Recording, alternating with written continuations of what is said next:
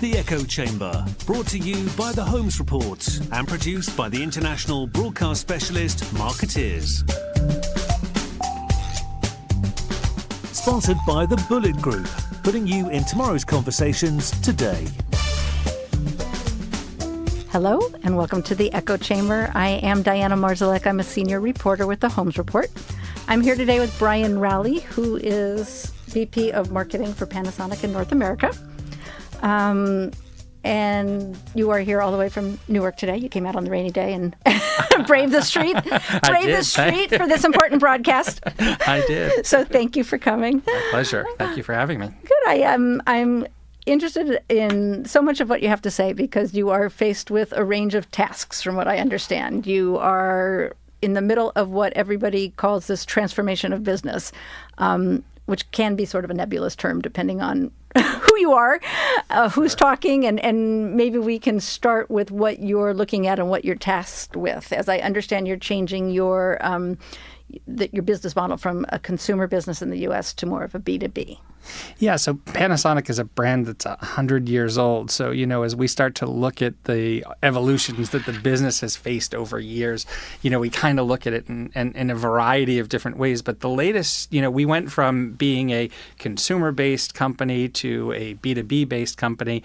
And now there's a real big shift within the organization for us to start to more focus on a solutions-based organization. So there's been several variations of what the company is, and each of those obviously have their challenges as you sort of migrate business and business philosophies, right? So when you say solutions-based business, I'm naive. What does that mean? So Panasonic traditionally has been a hardware-based company. Mm-hmm. So as we start to move forward, we will still have a major play in the hardware space, but it's also looking at what else do we bring into the mix that helps sort of solve the pain points that our customers experience, right? So rather than just looking at it through that narrow lens of here's a piece of hardware for you to work and then migrate applications or use case, whatever the case may be for the individual customer, we're now starting to look at it from talk to me about your pain. What are the things that are in your business that are difficult that you're trying to accomplish as you sort of move through technology? And how is the equipment part equally, a part of that discussion? But what other pieces to that equation do you need support and help with? So clearly a very complex, multifaceted business. As we mentioned, Panasonic's 100 years old. It was one of the first, if I'm correct, Japanese businesses to make a mark in the States. Yep. I grew up on Panasonic, and I think radios and TV, which dates me, but that's what I think. A lot of people think that. So your task, you don't even sell those appliances in the States anymore. Is that correct? So in the U.S., we don't. We have a small consumer business. We have a consumer business in there, but the focus and shift over time has been to a B2B space. In Canada, so still part of North America, we do offer the TVs as a solution in there. And then from the broadcast perspective and from the B2B side, we do have displays and TVs that fit into a more of, think of like a bar environment or a business type application where we would have those, but not from a consumer perspective. So over what period of time has this transformation, I guess it's still taking place, but is this over a decade? Is this over how long has this been a work in progress? So, I think the company from an overall, probably within the past decade, you've really seen the shift from consumer to B2B, I would say, maybe even probably a little shy of that decade number. So, as I said, we're still in that consumer space to some degree, but really the major shift in the business has been to the B2B. So what is your challenge as the business is in there? I know that's a far-reaching question, but what's kind of at the core of what you're doing? So I think the core is really to try to relate to the newest segment, right, of buyers that are in the market. So to your comment and my point earlier around it being a brand that's 100 years old, and I have my relatives who grew up on the radios and the TVs and all of that, but Panasonic is very prominent in a lot of different verticals today. So in whether it's public sector or enterprise or professional video or TV or the the theme park world or all of those things, a lot of which people aren't aware of. So creating that level of awareness and really showing the value that we bring into that space has really been sort of the challenge that we have, right? And how do we resonate with this new audience that's our millennial crowd, right? And how do we tell the value of that 100-year-old brand in a new world? Do millennials care about that 100-year history? Well, I don't think the 100-year history is important, as important to them as it might be to prior generations. But I do think that some of the basic philosophy of the company and what grounded us and our commitment to giving back to the community, and some of those being our core principles, I do think resonate with the millennial crowd. Well, I did some research reading before our conversation, and I did see that your founder, please tell me his name, so I say it. Mr. Mishusta. Mr. Mishusta was ahead of his time in some of these issues and policies and sort of engaging consumers and engaging his workforce, transparency, offering health insurance. Are those the values that you're talking about that have carried through that you're trying to translate or Yeah, I mean, share? I think that's a part of it. The other part to it is really the emphasis on the customer. And really, I mean, there's a lot of people that are out there that tell you that they listen and focus on the voice of customer. And I mean, it is the foundation for Panasonic and what we do. So I think that's one other element to it. And then I think just our abilities to work within communities where we are present. One of the tagline that we have, a better life, a better world, we truly mean that. We are out there trying to change the way people do work and trying to make sure that we can actually really provide a better life for people in the communities where we serve. So I believe everything you're saying, honestly. Understood. But how do you do that concretely? So if you're in marketing, you're in getting the word out, you're in engaging the community and stakeholders, how do you literally do that? What are your tactics? What are the changes? How do you engage people? Yeah, and that's actually a big part of sort of the challenge that we face, right? Because part of our culture is to be doing those things, but be doing them in the background and making the difference without getting out there and necessarily saying, look at us, this is what we're doing in the field, and this is what we're doing in a community, or this is what we're doing in the market. So, the approach for us is never to be out there to be boastful and bragging about the things that we're doing, but for us to be able to really work within communities, right? So how do we do that? That's the piece to it. So a lot of it, we work really closely with the customer, right? To have our customers help tell the story with us. And as I mentioned earlier, like the approach that we take is really how do we work to, whether it's through, video work, video storytelling, right? So we've worked really closely with our PR agency RacePoint, right, at the video storytelling, right? And being able to really pull that emotional side of what's important and what's resonating in the market into a place where it feels genuine, and it is genuine, right? And it's not just a company that's out there that's trying to make a stance, but truly it is something that's important to us and we care about. So it's really an interesting balance because it's difficult to not talk about something, but then have people be aware of it. So that's the approach, that we're trying to solve for. And one of the challenges we have in the way that we go to market. Is that approach emblematic of the company or of the culture, the Japanese culture from which it comes? It's probably more cultural than anything. I mean, the brand is very important to, and I know many companies say that, right? Many companies stress the emphasis and importance behind their brand, but our brand is our family, right? So, I mean, when we take on a role, specifically in a marketing role within the business, I mean, number one is to make sure that we represent every step of that brand and according to the way it was represented 100 years ago, right? So it is more cultural and making sure that, we take that approach and it's one that works and really feels genuine and aligns with the company's structure. So you're an American guy. Yep. You live mostly in Florida, Yep. work in Newark, Yep. come up through Horizon. How difficult or what were the challenges in coming into this Japanese-based business from a marketing point of view and the marketing working with your counterparts and the C-suite in Japan? How is it different? So I think the biggest difference is just that, when you look at U.S. business culture versus Japanese business culture, I was in the tech world, in the tech space prior. And so everything that we did was, how do we get into market? How do we get there quickly? How do we make sure that, we're first, we're there, we're boasting in regards to our abilities to be able to do that. The Japanese culture is very different. It's really, it's not slower, but it's more thought-provoking. It's really understanding impacts associated with decisions. It can be frustrating at times, especially if you started in the world with, let's get things done quickly, right? And you're trying to adjust back to okay, let's just step back and understand, and look at all the various pieces. It's very methodical in the approach. So it had its challenges, for sure.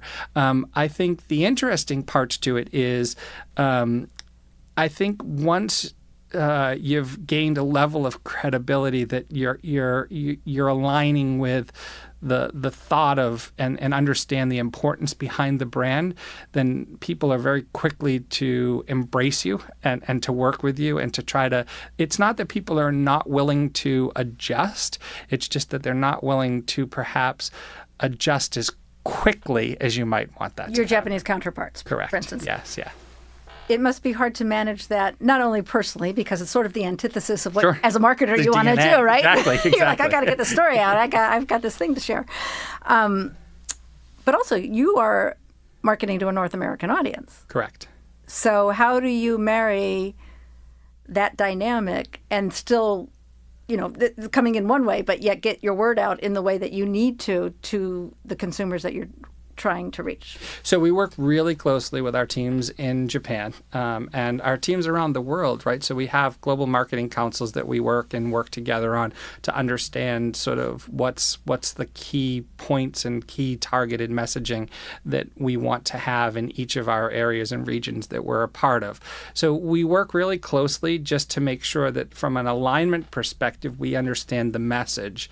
But obviously, the way that we communicate the message varies across the globe, right? So there's just different ways that we would do something than our counterparts in Europe might do it, or even our counterparts in Japan. So it's really just understanding the core messaging, but really having a good understanding as well of the U.S. and how they, consume and adopt and listen to the messaging that's out there and tailor accordingly. And you mentioned to me that you have to, trying to reach this new audience, you have to get out of your comfort zone. Yeah. So what does that involve doing? Well, so when you look at sort of the time it takes for you to get into market or the things that you're doing in market, that same thing is the way that business has been done.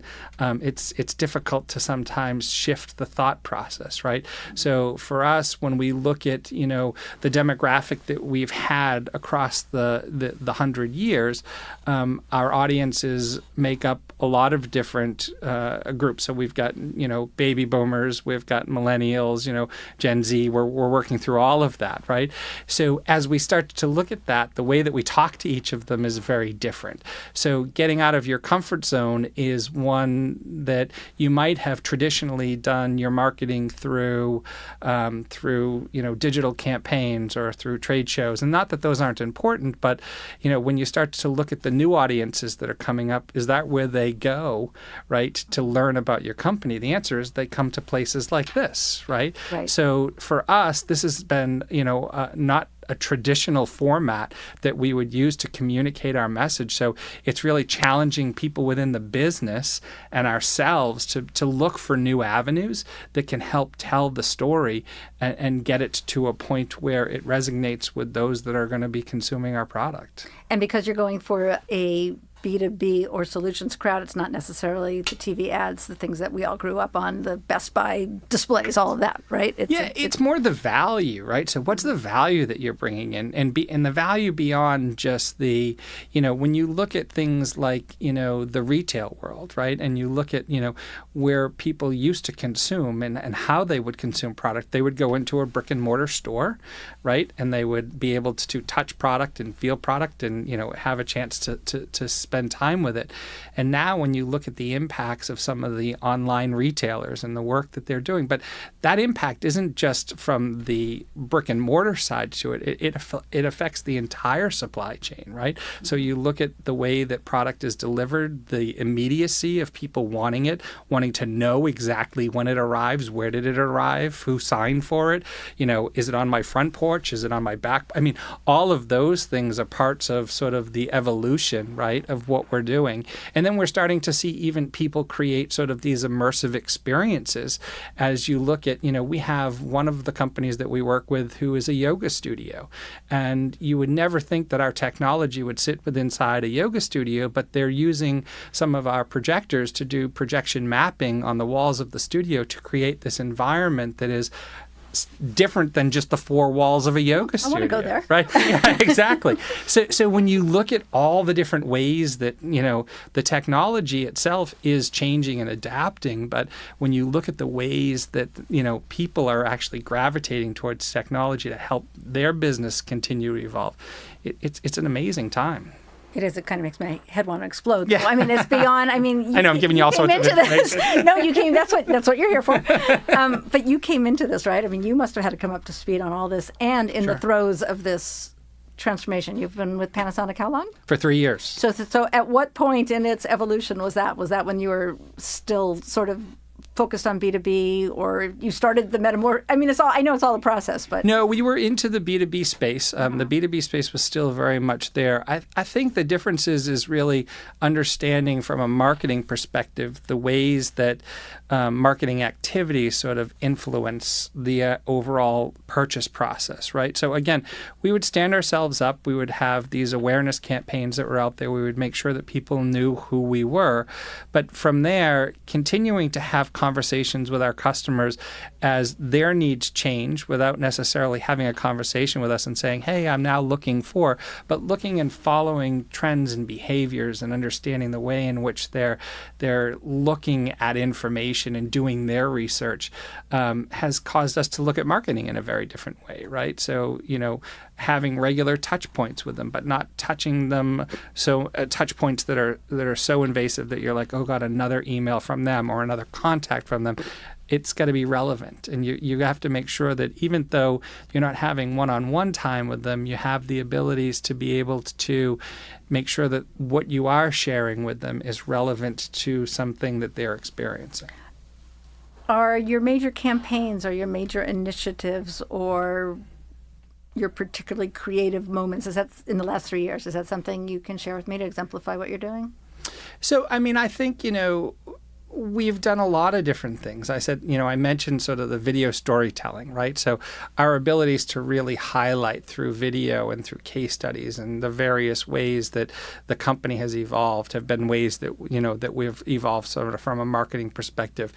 Making sure that, we have a better understanding of what the customer's needs are. So not trying to, and everybody, you mentioned when we started off sort of this digital transformation and sort of some of these words that are overused, and you start to look at things like account-based marketing and all these terms that everybody uses. But for us, it really is trying to create an experience with a consumer or a customer that is one that feels genuine and tailored to what they're looking for, right? And that's no easy task. We all know that, right? So, and it's the balance of information that helps them in the buying process, or even just as they're doing research, right? To understand potentially future technologies that they should be aware of, and taking that leadership role. So we've sort of taken this approach of the importance behind the educational side of what we do and making sure that as new technology comes out, that we're spending time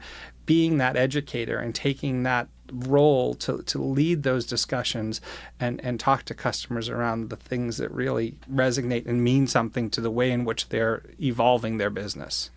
I imagine that also involves an education of your own workforce, from sales reps on down or on up.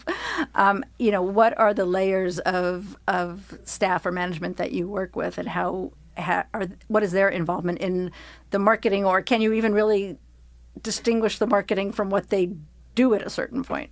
Yeah, it's a great question because as you start to look at sort of the way that we evolve and the things that we're doing, as we start to move through it, it is at every level within the business, right? So it's getting behaviors from sales teams that, they're used to doing things a certain way to get them to shift. But it's equally happening even on our marketing and our product sides, right? Starting to, from a marketing perspective, looking at and challenging ourselves around, is that relevant content? Are we creating content just for content's sake? And that's never a good thing, right? Or are we really having content that is going to resonate with the markets that we sit in? And that's where we're at right now, right? So the sales teams, they do a great job of selling. We've got some of the best salespeople out there, right? But when you look at it, it's equally as much of a challenge just with our own marketing teams, getting them to shift the thought process. So who do you bounce those things off of? So, we have the right relationships, right? So working with our agencies and our teams that we work with to make sure that, the voice that we have in market is relevant. We gauge that every single day, right? Working to make sure that what we're saying is correct. And not from is it correct in terms of are we covering a market correctly? But is it the proper thing for us, an approach for us to be taking to get the message out there? So there's a variety of ways that we do that, and our teams have been really good at helping us sort of migrate through there. We had an agency that we worked with for years when I came into the business, and it's not that they weren't a good agency; they did a great job, but they weren't the agency that was going to help us take us to the next step, right? So aligning us with the right people, making sure that, the message was more relevant to the work that we had. So the team that we have now has really done a good job of that, right? So they've really focused on, here's our audience. This is the way we want to talk to them. This is what we want to talk to them about. You don't realize just how important that is, but it's critical. Right, especially as you're doing this transformation. I believe it, and I imagine because you're talking to a younger generation also that the Panasonic name only goes so far, because I frankly don't even know if my teenage kids know Panasonic, right? Because you're not in the consumer market as you were. Correct. I didn't ask them, but I don't even know if my children know the Panasonic brand. Should they, or is that not, like I say, I grew up on it. I went to buy a Panasonic TV, or my parents did, or whatever it was. But do they need to know Panasonic now, or are you just talking to a whole different crew? Well, I think any brand that's been able to stay in the market with the strength that it's had for as long as Panasonic has, I think is always an interesting thing from the makeup of the company and what does that. I think we're a leader in that space, so I find that fascinating myself. But that's more of the marketing side to me. I think when you look at the technologies that we have the best in class in so many varieties of product, from computing products to video products to professional cameras to business systems. And this isn't an ad about all the products that Panasonic has, but it's still very relevant in the market today. Now, are these markets in some cases very niche? They absolutely are. But if from a quality perspective and a brand, it is absolutely a brand that I think I know I personally, not just because I'm here, but hold very high regard for, because I think it's amazing to be able to accomplish that and continue to accomplish that year over year over year. Well, the continuation is the key, because when it was a novelty, a Japanese brand in the U.S. is one thing, but now it's such a crowded space, and technology is everything, and everyone does technology, and you're competing against a whole other a whole other world. Yeah. So what are your biggest challenges? What keep you up at night? What is it that you're trying to accomplish that just you got to get over that hump? I think the biggest thing that keeps me up at night is really the millennials. I really do. And I know everybody says that. And I think the interesting part of it is because it's fascinating to me. It's fascinating the way in which they consume. It's the way that they shop and gather information, the urgency behind everything that they do in their lives, not just the way that they shop, but the way that they interact with each other, right? The influence that they have, how prominent they are in being able to really shift product focus of businesses based on the number of people that they interact with online. I mean, it's pretty fascinating. I don't think, every generation says, oh, this is a big difference from my generation. This is different from, but I really do think that they're not just touching one aspect of the purchasing cycle. I mean, their influence is just so prominent across so many different factors that I just find it keeps me up, because you try to solve for all the different variations of what we're trying to solve for with them, and there's a lot. I believe it. Will there ever be a moment where you've transformed the public perception? I imagine it's always that the business is evolving as quickly as the perception is, but is there ever a moment where you have, not that you've completed your job, but you have met your goal? I think when I think when you've been working with a brand that has the longevity that we have, I would say that my job is probably never done, right? Because, I mean, that it sounds cliche in some cases, right? Because, there is an end to what everyone's trying to do. But I mean, truly to continue it and to continue to hold it at the regard that it's at, I don't think it ever stops. I think all of us within Panasonic that are representing that, I think that's an ongoing challenge for us. And to keep us current and fresh and in line, I think is something that will keep me up for many years to come. Good. Well, I wish you good luck with it. Thank you. And be sure to ring me when you have had your epiphany, when I figured it out. When you've reached the millennials and you've had your moment, and we will meet here again. That sounds great. Okay. But in the meantime, I appreciate you coming to visit us. Good luck launching your own podcast, as you mentioned. Thank you. And we will follow you and stay in touch. Great. Thanks so much. Thank you.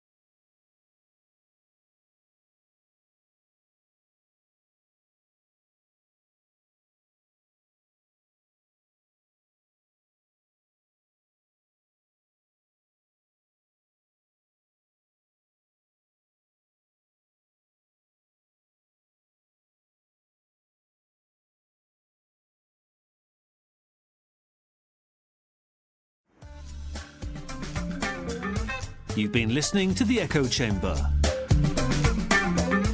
Brought to you by The Holmes Report and produced by Marketeers. Sponsored by the Bullet Group, putting you in tomorrow's conversations today.